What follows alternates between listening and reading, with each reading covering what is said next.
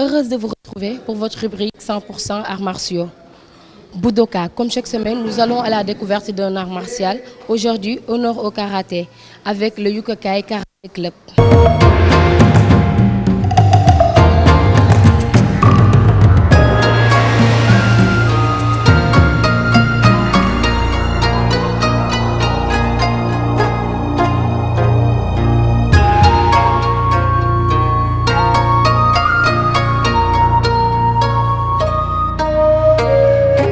Depuis quand avez-vous commencé à pratiquer le karaté?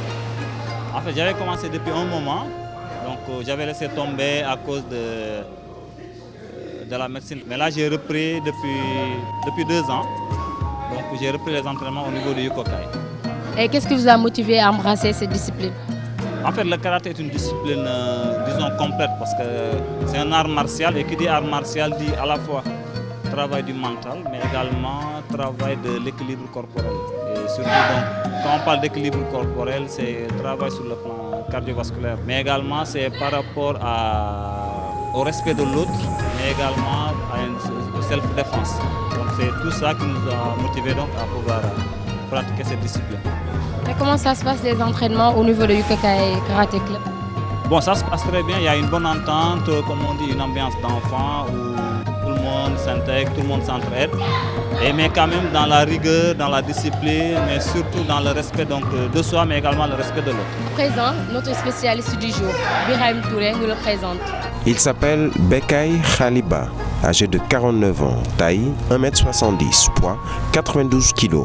Il a démarré en 1978 au Yukokai Karaté Club en tant qu'élève et en 2012, il devient maître de la salle, membre de l'équipe nationale de 1982 à 1988, plusieurs fois champion du Sénégal en comité et kata de 1980 à 1991. Il est champion du Maroc en comité, ceinture noire, 5e dan de karaté et 2e dan de kobudo.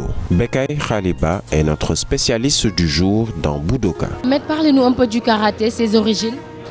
Donc le karaté est une discipline japonaise donc, qui est arrivée au Sénégal avec Maître Picard dans un premier temps et ensuite Maître Michizuki qui est le maître de Maître Fernand Nunez qui est le plus haut gradé au Sénégal. Donc c'est une art 8e dan. Quelles sont les différentes pratiques et styles majeurs? Bon, à travers le monde, les 3 voire 4 grandes familles sont le Shuto-ryu, le Wado-ryu et le Shotokan. Le code et la pratique du karaté. Le code moral de tout Budoka, c'est en fait c'est un combat contre soi-même. Le karaté, comme toutes les disciplines des arts martiaux, c'est se forger un caractère avec un code moral qui dépasse même le code moral du club. Hein, c'est vraiment aller au-delà de soi, hein, et lutter contre ses propres défauts. Et comment ça se passe la compétition en pratique en karaté sportif? En karaté sportif, donc, il y a 2 disciplines au niveau de la compétition. Il y a le kata dans un premier temps qui est chorégraphique donc, et le kumite qui est le combat. Le seul inconvénient, c'est la vie d'un combattant qui est limitée dans le temps. Donc on est champion pendant une période, 2 périodes. Après, donc, si on n'a pas un background, on a tendance à laisser tomber. Et le karaté, c'est ce qui permet aussi à la fédération de vivre. La compétition, c'est ce qui représente la fédération au niveau international. Et le ministère a besoin de résultats. Le karaté comme arme de santé, dit quelque chose? Oui, en fait, nous sommes... Le Yukokai s'est lancé dans un karaté d'abord pour les adultes qui est un karaté thérapeutique. Donc le karaté, comme je vous ai expliqué, c'est un combat contre soi-même. Donc c'est lutter contre le stress qui est actuellement la maladie du siècle. Et donc c'est permettre à l'individu de se connaître soi-même, de connaître son corps, d'anticiper, hein, sur tout ce qui peut se passer à travers son corps. Et comment ça se passe les compétitions au niveau de Yukokai Karaté Club?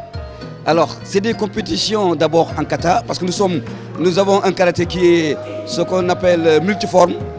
Vous avez d'abord les bunkai, donc l'application des katas, l'application guerrière des katas. Vous avez le tour fixe qui est l'application avec partenaire du kata, mais sur les 4 majeurs. Vous avez le kumikata, qui permet aussi à un combattant de s'exercer à travers les techniques d'un kata. Et vous avez le kata, le jukumite et le jukumite souple. Ouais. On voit que le karaté apporte beaucoup de satisfaction au Sénégal, des médailles d'or. Est-ce que vous avez le soutien de l'État par rapport à ces compétitions? Je pense d'une manière générale, j'ai entendu les directeurs techniques, les présidents de fédération toujours tirer la sonnette d'alarme. Les arts martiaux n'ont pas atteint encore leur degré de financement par le biais du ministère des Sports. Parce que c'est des disciplines qui font des résultats, hein, qui font la fierté du Sénégal, mais en contrepartie, les moyens ne suivent pas. Les moyens ne suivent pas. Moi j'ai été international, mais que ce soit de mon temps que maintenant, ce sont les mêmes choses qui se passent. D'accord? Donc les combattants sont laissés à eux-mêmes au niveau des regroupements post-compétition. On ne les prend pas en charge. Il n'y a pas un minimum de suivi, alors que sur le plan européen ou bien sur le plan mondial, les karatékas sont des professionnels.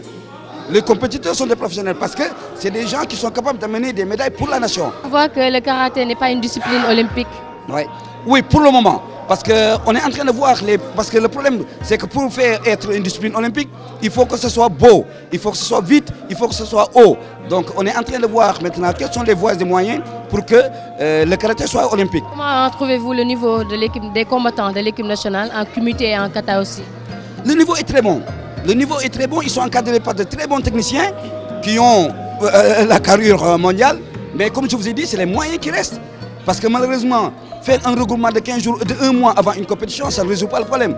Ne pas déplacer une équipe complète, ça ne résout pas le problème. Mais c'est déjà fini votre dernier mot? C'est pousser les gens à faire du karaté et leur dire que le karaté n'est pas une discipline violente. Vous voyez, vous avez tous les âges sur le tapis. Vous avez des femmes, vous avez des hommes, des ministres, des directeurs de société, donc voilà, qui viennent pour s'épanouir et se déstresser encore une fois. C'est ça le charme. Oui, c'est ça le charme. C'est que quand quelqu'un fait du karaté, de par sa personnalité, on parvient à le distinguer. C'est déjà fini pour ce numéro, en espérant que vous avez apprécié. Rendez-vous est pris la semaine prochaine pour un autre numéro.